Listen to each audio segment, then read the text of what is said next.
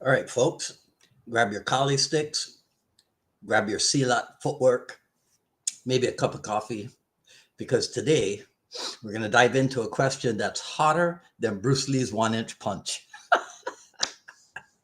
Is Dan Inosanto walking the JKD walk or just collecting styles like a martial arts Pokemon master? Let's get into it. Hello, everyone. This is Dwight Woods, the Jeet Kune Rebel. Welcome to the I Love Jeet Kune broadcast number 355. Yes, you could tell. I'm losing my mind because it's cold as heck here in Miami, okay?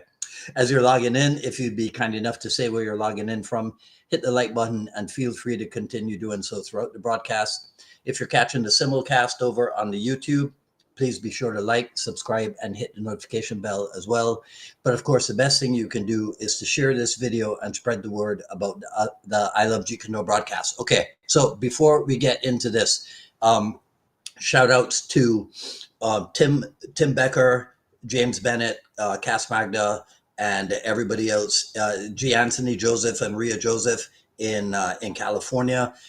Last time that I checked in with them, Tim has been posting stuff out of Santa Monica, and everybody's fine. I haven't heard from the Magdas yet, right? And from what I've been looking at, Ventura is under like a warning, a fire warning or something. So that's their area. G. Anthony Joseph asked me to say specifically to Steve Mosley and Joe Jacobs and thank them for reaching out. But so those guys are fine as far as I know. I'll keep trying to get a hold of Cass and what have you. The Josephs have lost power, or well, not lost power. They turned the power off down in their area, but I don't think there's any fire hazard or what have you going on down there, right? So everybody's pretty much fine for as of right now, okay? But we'll keep in touch with them. All right, so let's get back to the roots or branches, right? Does Dan Inosanto practice what he preaches, or did he practice what he preached in Jeet Kune Do? So his critics like to wield his own words, right, like that quote, as a weapon to discredit him. And by the way, I had intended to talk about this a month ago, back at the beginning of December. It's just coincidental that my good friend Richard Torres actually put up what I call a bait and switch post, because he put up the quote and the picture of Inosanto, but I knew where he was headed with that because I've interacted with him over a period of time. So I knew that ultimately it was going to be the bait of putting up Inosanto's quote and then the switch of using the words against him to say that he is the one who went against his own words and sought to accumulate many styles, right? So we have to unpack, to use the cool kids language, a bunch of things. So the first thing is the context of the quote, because that's always the problem. You come by, this is something attributed to Inosanto in 1969. When last I checked, we had just entered 2025. So this is 56 years later, almost 60 years later. I mean, come on, man, right? So you got to take yourselves back to the context of the quote. Inosanto is not condemning the study of other martial arts. But what he's doing, he's cautioning against a superficial accumulation of techniques without understanding the deeper principles behind them. And that is entirely in line with Bruce Lee's philosophy, because Bruce Lee never advocated for collecting martial arts styles like they were like trading cards or something. Bruce Lee himself believed in digging deep into the why and the how of movements, and then the proverbial stripping away the unnecessary to uncover the essence of combat.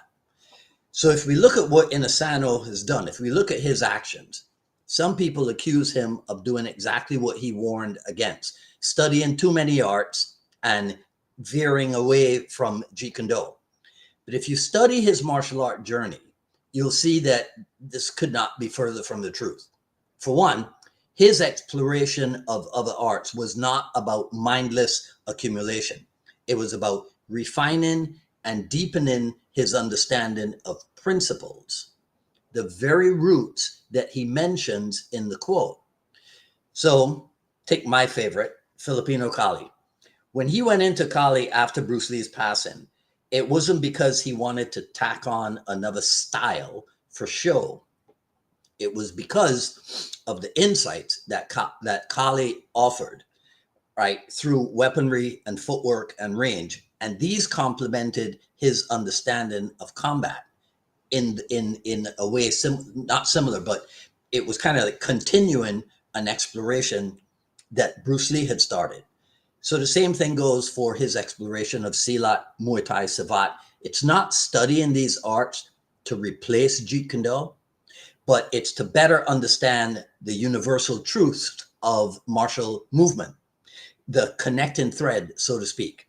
And so in doing that, what he's doing is honoring the spirit of Jeet Kune by evolving and seeking to simplify his approach to fighting. Now, I should point out that it's difficult to get deeply into what I just talked about on the seminar circuit. But if you had been hanging out with Inasano in class in the 80s, after class, at the restaurant, in the car park, after the restaurant, and so on and so forth, you would know what I'm talking about. His critics, they weren't there. So they often miss that Inasano's work isn't a betrayal of Jeet Kune because they're just superficially observing. What it is instead, his work, his body of work, is a living example of Jeet Kune's principles. To me, to a certain degree, he is the embodiment of using no way as way and absorbing what is useful. His growth as a martial artist isn't a rejection of Bruce Lee's teachings. I had one colleague of mine recently say that Dan Inosanto did not view Bruce Lee as anything special, that he was one of the hundreds of people under whom Inosanto has studied. I wanted to slap him, but it was online, so I couldn't. So the Inosanto journey reflects an understanding that Jeet Kune is not a fixed system. It is a process, never a product. It is a process of learning, of adapting, of evolving. All right. Now, I talked about being in that intimate setting, right, of after class and what have you. That's where you understand the nuances that exist in what I call Inosanto speak. Inosanto says that you cannot learn the roots of Jeet Kune through the accumulation of styles. He doesn't say that you shouldn't study other arts. And that difference is critical because accumulation implies, again, shallow, surface level superficiality. Studying suggests a deeper engagement. So Inosanto's extensive study of martial arts was never about collecting styles for the sake of collection. It was about enhancing understanding of human movement. You know that famous John Little thing about it's not through styles. It's I wish I had pulled it up for you so I could show you. It's about understanding the science of human movement and what have you. It's exactly what Inosanto has done, right? Human movement, combat dynamics, the principles that underlie effective martial art expression. So Inosanto's career, for me, is a shining example of someone who has continually sought to uncover the roots of the problem. His explorations have provided him, and then people like me, and the innumerable number of colleagues that I have under the Inosanto banner. It's provided us with profound insights that align with the very essence of Jeet Kune. And personally, I think that that's something that Bruce Lee would respect. So, what say you? What do you think about all this? Please let me know in the comments below. And that is all that I am going to say in this video. If you like what you heard, please comment, rate, subscribe, and hit the notification bell. Follow me on Twitter at Dwight Woods and on Instagram at Dwight D. Woods.